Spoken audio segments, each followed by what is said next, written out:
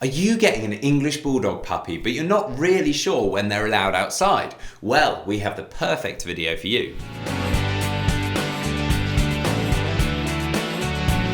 Welcome back to the Fenrir English Bulldog Show. My name's Joe and I'm a certified canine leader here at FenrirCanineLeaders.com. We are dedicated to helping you learn everything you could possibly want to know about the English Bulldog, and then how to become a high-level canine leader so you can raise your very own. So if you're new here, don't forget to subscribe and turn on that notification bell so you never miss a future upload. If you're bringing home an English Bulldog puppy, something you should think about is when you're going to be allowed to let them outside. And today we're going to be tuning into a webinar that the canine behaviourist and founder of FenrirCanineLeaders.com, Will, has recorded all about when you should be allowed to let your puppy outside. So one of the most common questions I get from any breed, from all owners, is when can I take my dog outside, or when should I even take it into the garden? And this is one of those questions that is hotly debated amongst different vets, different trainers, different breeders, different experts, different YouTubers. We all have our own opinion. So what I'm going to do is I'm going to break down my opinion on the matter, but I also need to give the disclaimer that I'm not a vet. This is just my opinion of what I do with my dogs, and it is one of those situations, unfortunately, where nobody can tell you what you need to do. You need to do your research, do your education, and ultimately make the decision for yourself. Now, when it comes to my opinion, I come at the kind of argument, at the discussion, at the debate from the perspective as a canine behaviourist. I see every single day when dogs go ultimately wrong, when dogs have savaged children, when dogs have killed other dogs. Those images are sent to me and burnt into my brain. So I naturally come from any discussion from trying to avoid that from happening in the first place. One of the best things that you can do for your dog is to socialize them positively, effectively, and consistently from a young age. One of the best psychological development windows for you to do this is between the age of 8 to 12 weeks. The debate gets murky when people say that their dogs haven't had the jabs and are therefore not protected from all different types of diseases in that window. Now, in my personal opinion, I still socialize my personal dogs heavily in that window. Yes, there is a risk. In my opinion, it's a slight risk. There is always a risk. There's a risk that your dog and you could get run over by a bus even after they've had their jabs. With life, there's risk. In my opinion, the reward of having a well-balanced, well-socialized dog that has been capitalized on that early window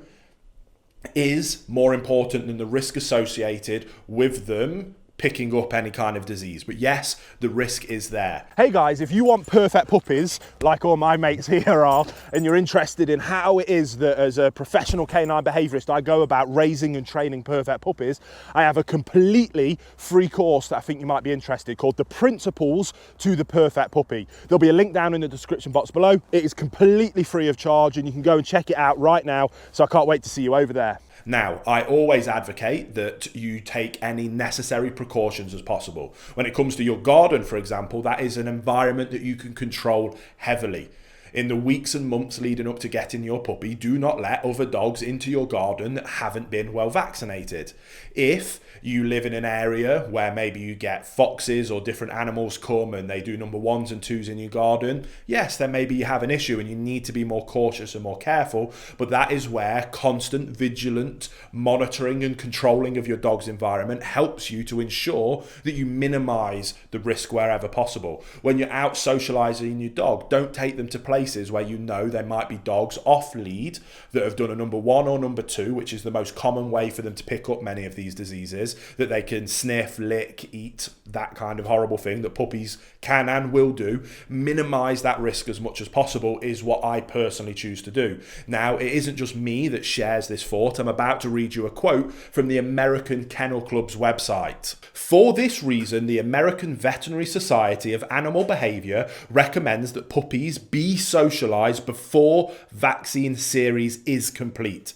Its guideline states that puppies can start socialization classes as early as 7 to 8 weeks of age. As a rule, they should receive a minimum of one set of vaccines at least 7 days prior to their first class, as well as a first deworming. The training school should ensure that all puppies in the class are up to date on vaccines and that the facility is clean, so the risk of catching anything is very small. Now, that's a small segment from a very long article on the American Kennel Club's website around socialization. socialization. And that shows that even organizations as large as that are becoming aware of the importance of early socialization.